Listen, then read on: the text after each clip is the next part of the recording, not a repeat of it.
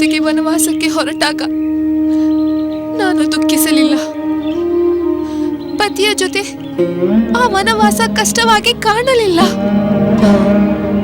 ಆದರೆ ಈಗ ಪತಿಯಿಂದ ದೂರವಾಗಿ ನಾನು ಹೇಗೆ ಬದುಕಿರಲಿ? ಪ್ರಿಯ ಜನರಿಂದ ದೂರವಾಗಿ ನಾನು ಹೇಗೆ ಜೀವ ಹಿಡಿದಿರಲಿ? ಇಲ್ಲ ಲಕ್ಷ್ಮಣ,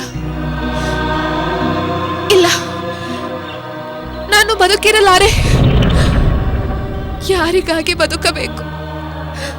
ಏತಕ್ಕೆ ಬದುಕಬೇಕು? ನಾನು ಈ ಗಂಗೆಯ ಜಲದಲ್ಲಿ ನನ್ನ ಶರೀರವನ್ನು ವಿಸರ್ಜಿಸಿ ಬಿಡುತ್ತೇನೆ. ಕೂಡದು. ನಿಮ್ಮ ಹೊಟ್ಟೆಯಲ್ಲಿರುವ ರಘುವಂಶದ ಕುಡಿಯನ್ನು ನೀವೇ ನಿಮ್ಮ ಕೈಯಾರ ಕೊಲ್ಲುತ್ತೀರಾ?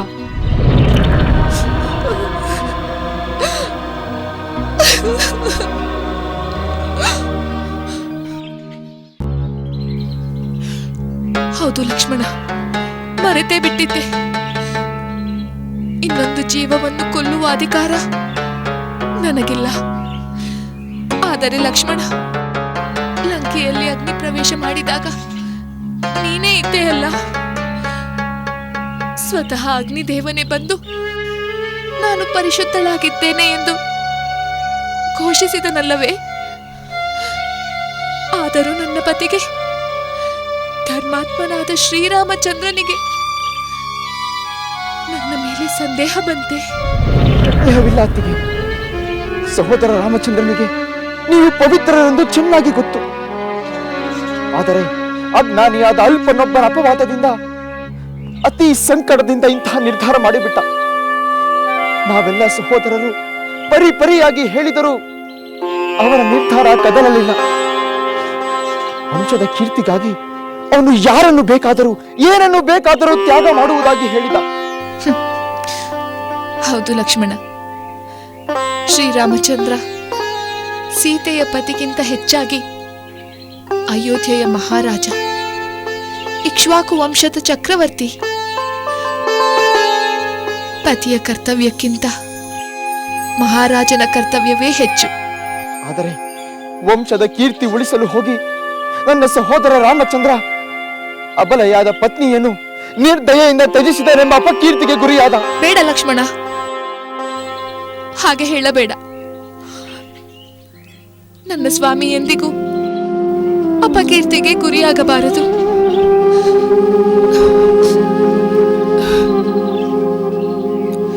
ಲಕ್ಷ್ಮಣ, ಇನ್ನು ತಡ ಮಾಡಬೇಡ. ತಮ್ಮ ಆಜ್ಞೆಯನ್ನು ಪಾಲಿಸಲು ತಡ ಮಾಡಿದೆ ಎಂದು ನಿನ್ನ ಸೋದರ ನಿನ್ನ ಮೇಲೆ ಕೋಪಿಸಿಕೊಳ್ಳಬಹುದು. ಹೊರಡು. ನನ್ನನ್ನು ಈ ಅರಣ್ಯದ ಪಾಲಿಗೆ ಒಪ್ಪಿಸಿ ಹೊರಟು ಹೋಗು. ಒಂದು ಮಾತು. ಹೇಳಿ ಅತ್ತಿಗೆ. ನನ್ನ ಪರವಾಗಿ ನೀನು ನನ್ನ ಸ್ವಾಮಿಗೆ ಮತ್ತು ಅತ್ತೆಯರಿಗೆ ಪ್ರಣಾಮಗಳನ್ನು ಸಲ್ಲಿಸು. ಈಗ ನಾನು ಹೇಳುವ ಮಾತುಗಳನ್ನು ನಾನು ಹೇಳಿದಂತೆಯೇ ನನ್ನ ಸ್ವಾಮಿಗೆ ಹೇಳು. ಸ್ವಾಮಿ, ನಾನು ಪರಿಶುದ್ಧಳೆಂದು ತಿಳಿದಿದ್ದರೂ ನನ್ನನ್ನು ತೊರೆದ ನಿಮ್ಮ ಮೇಲೆ ನನಗೆ ಬೇಸರವಿಲ್ಲ. ನಿಮ್ಮ ಕೀರ್ತಿಗೆ ಕಳಂಕ ಬಾರದಂತೆ ಕಾಪಾಡುವುದು ನನ್ನ ಕರ್ತವ್ಯವೂ ಹೌದು. ನೀವು ನಂಬಿದ ಧರ್ಮ ನಿಮ್ಮನ್ನು ಕಾಪಾಡಲಿ. ನಿಮ್ಮ ಕೀರ್ತಿಯ ಅಜರಾಮರವಾಗಲಿ. ನನ್ನ ಅಗಲಿಕೆಯ ದುಃಖವನ್ನು ಮರೆತು ಪ್ರಜಾಪಾಲನೆಯ ಕರ್ತವ್ಯವನ್ನು ನಿರ್ವಹಿಸಿ. ಈ ಹತಭಾಗಿನಿ ಸೀತೆಯ ಪ್ರಾಣ ಸದಾ ನಿಮ್ಮ ಪವಿತ್ರ ಪಾದಗಳಲ್ಲಿ ಇರುವಂತೆ ಅನುಗ್ರಹಿಸಿ. ಹೀಗೆಂದು ನಿನ್ನ ಸೋದರನಿಗೆ ಹೇಳು ಲಕ್ಷ್ಮಣ. ಹೇಳುತ್ತೇನೆ ಅತ್ತಿಗೆ. ತಡವಾಗುತ್ತದೆ. ಇನ್ನು ನೀನು ಹೊರಡು.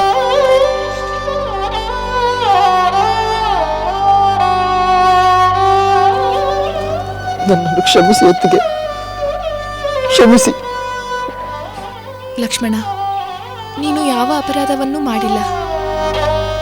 ಧರ್ಮಾತ್ಮನಾದ ನಿನ್ನ ಸೋದರನ ಆಜ್ಞೆಯನ್ನು ಪಾಲಿಸಿದೆ ಅಷ್ಟೇ. ನಿನಗೆ ಮಂಗಳವಾಗಲಿ. ನನ್ನ ಸೋದರಿಯರನ್ನು ಸಮಾಧಾನ ಮಾಡು.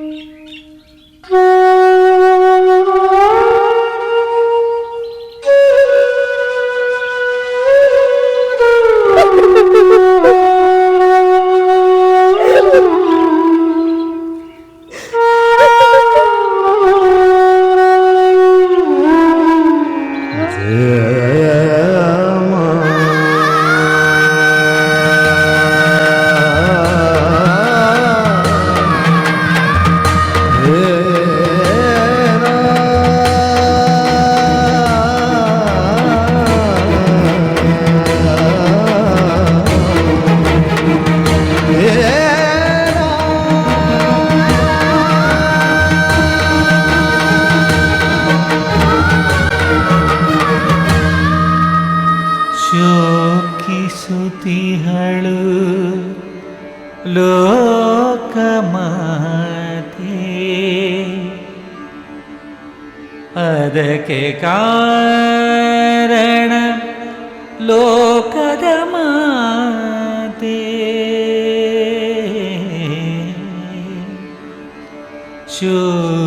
ಶೋಕಿಸುತ್ತಿಹಳು ಲೋಕಮಾತೆ, ಅದಕ್ಕೆ ಕಾರಣ ಲೋಕದ ಮಾತೆ. ಲೋಕದ ಜನರ ಕುಹಕದ ಮಾತೆ, ಅದಕ್ಕೆ ಕಾರಣ ಶೋಕಿಸುತ್ತಿಹಳು ಲೋಕಮಾತೆ. ಲೋಕದ ಜನರ ಕುಹಕದ ಮಾತೆ, ಅದಕ್ಕೆ ಕಾರಣ ಶೋಕಿಸುತ್ತಿಹಳು ಲೋಕಮಾತೆ.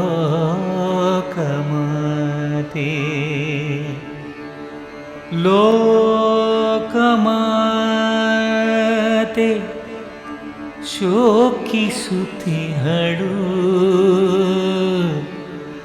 ಅದಕ್ಕೆ ಕಾರಣ ಲೋಕದ ಮಾತೆ.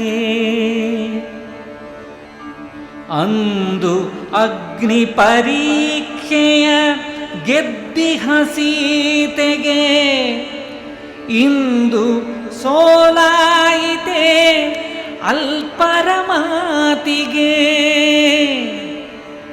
ಅಂದು ಅಗ್ನಿ ಪರೀಕ್ಷೆಯ ಗೆದ್ದಿಹ ಸೀತೆಗೆ, ಇಂದು ಸೋಲಾಯಿತೆ ಅಲ್ಪರ ಮಾತಿಗೆ. ಲೋಕದ ನಾಥನೇ ಪತಿಯಾಗಿದ್ದರು ಅರಣ್ಯದಿ ಅನಾಥಳಾಗಿ ಅಳುತ್ತಿಹವನಿತೆ ಲೋಕದ ನಾಥನೇ ಪತಿಯಾಗಿದ್ದರು ಅರಣ್ಯದಿ ಅನಾಥಳಾಗಿ ಅಳುತ್ತಿಹವನಿತೆ ಶೋಕಿಸುತ್ತಿಹಳು ಲೋಕಮಾತೆ ಅದಕ್ಕೆ ಕಾರಣ ಲೋಕದ ಮಾತೆ ಲೋಕದ ಜನರ ಕುಹಕದ ಮಾತೆ ಅದಕ್ಕೆ ಕಾರಣ ಶೋಕಿಸುತ್ತಿಹಳು ಲೋಕಮಾತೆ.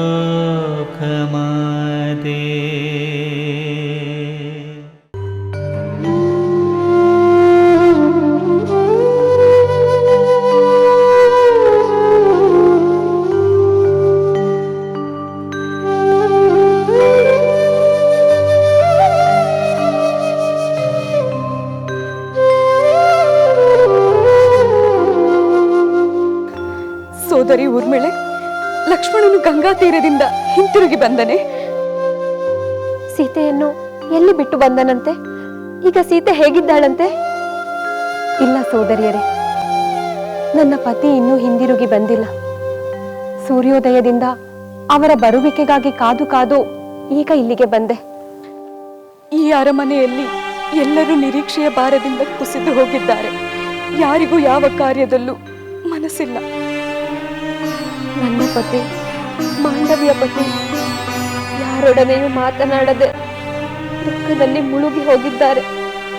ಯಾರು ಯಾರಿಗೂ ಸಮಾಧಾನ ಹೇಳುವ ಸ್ಥಿತಿಯಲ್ಲಿಲ್ಲ. ನನ್ನ ಪತಿ ಸೀತೆಗೆ ಹೇಗೆ ಆ ವಿಷಯವನ್ನು ತಿಳಿಸುತ್ತಾರೋ, ಅವಳು ಅದೆಷ್ಟು ದುಃಖ ಪಡುತ್ತಾಳೋ ಅದನ್ನು ಕಲ್ಪಿಸಿಕೊಳ್ಳಲು ಸಾಧ್ಯವಾಗುತ್ತಿಲ್ಲ. ನಮಗೆ ಕಲ್ಪಿಸಿಕೊಳ್ಳುವುದು ಕಷ್ಟವಾಗುತ್ತಿದೆ. ಆದರೆ ಅದನ್ನು ಅರಗಿಸಿಕೊಳ್ಳಲಾಗದೆ ಸೀತೆ ಅದೆಷ್ಟು ನೋವು ತಿನ್ನುತ್ತಿರಬಹುದು. ಅಯ್ಯೋ, ನಮ್ಮ ಸೋದರಿ ಸೀತೆಗೆ ಇದೆಂತ ದುರಾದೃಷ್ಟ ಪ್ರಾಪ್ತವಾಯಿತು. ಅತ್ತೆಯವರ ದುಃಖವನ್ನು ನೋಡಲಾಗುತ್ತಿಲ್ಲ. ಅವರಿಗೆ ಸಮಾಧಾನ ಮಾಡುವುದಿರಲಿ, ಅವರನ್ನು ಕಂಡರೆ ನಮ್ಮ ದುಃಖವೇ ಮಿತಿ ಮೀರುತ್ತಿದೆ.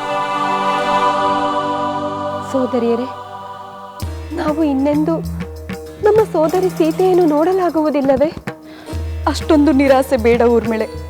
14 ವರ್ಷಗಳ ವನವಾಸ ಕಾಲವನ್ನು ಕ್ಷೇಮವಾಗಿ ಮುಗಿಸಿ ಬಂದಂತೆ ಅವಳು ಈ ಕಷ್ಟ ಕಾಲವನ್ನು ಕ್ಷೇಮವಾಗಿ ಮುಗಿಸಿ ಬರುವಳೆಂದು ಭಾವಿಸಬೇಕು. ನಿಜವಾಗಿಯೂ ಹಾಗಾಗುತ್ತದೆಯೇ? ದೇವರೇ, ಹಾಗಾದರೆ ಸಾಕು. ನಮ್ಮ ಸಹೋದರಿ ಸೀತೆ ಮರಳಿ ಈ ಅರಮನೆಗೆ ಬಂದರೆ ಸಾಕು.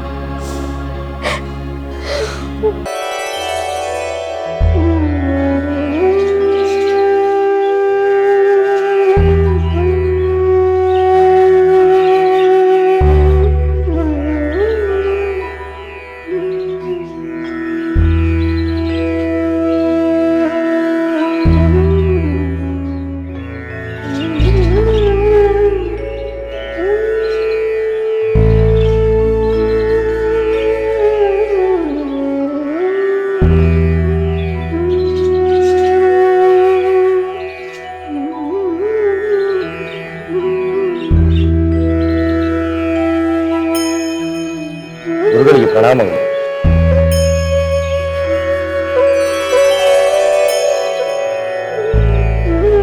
ಆಯುಷ್ಮಾನ್ ಭವ. ಗುರುಗಳೇ, ನಾವು ದುಃಖದಿಂದ ತಳಮಳಿಸುತ್ತಿರುವ ಗರ್ಭಿಣಿಯಾದ ತೇಜಸ್ವಿ ಸ್ತ್ರೀಯನ್ನು ನೋಡಿದೆವು. ಸಾಕ್ಷಾತ್ ಲಕ್ಷ್ಮಿಯಂತಿರುವ ಅವರು ಒಂಟಿಯಾಗಿ ರೋಧಿಸುತ್ತಿದ್ದರು. ನೀವು ಅವಳನ್ನು ಎಲ್ಲಿ ನೋಡಿದಿರಿ? ಗಂಗಾ ನದಿಯ ತೀರದಲ್ಲಿ. ಅವರ ದುಃಖ ಅಪಾರವಾಗಿದೆ ಗುರುಗಳೇ. ಅನಾಥೆಯಂತೆ ದಿಗ್ಭ್ರಾಂತಿಗೊಂಡಿದ್ದಾರೆ. ಆದರೆ ಅವರು ಸಾಧಾರಣ ಸ್ತ್ರೀಯಂತೆ ಕಾಣುತ್ತಿಲ್ಲ ಗುರುಗಳೇ. ಅವರಿಗೆ ಬಹುಶಃ ಈಗ ಆಶ್ರಯ ಅತ್ಯಂತ ಅಗತ್ಯವಾಗಿದೆ ಗುರುಗಳೇ.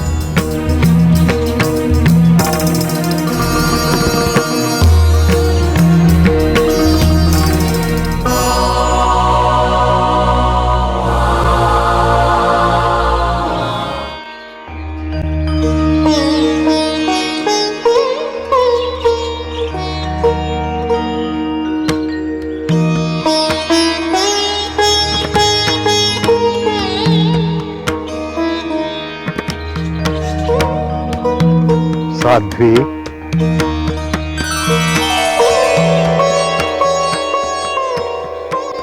ಸಮಾಧಾನ ತಂದುಕೋ ತಾಯಿ. ನನ್ನನ್ನು ವಾಲ್ಮೀಕಿ ಎಂದು ಕರೆಯುತ್ತಾರೆ.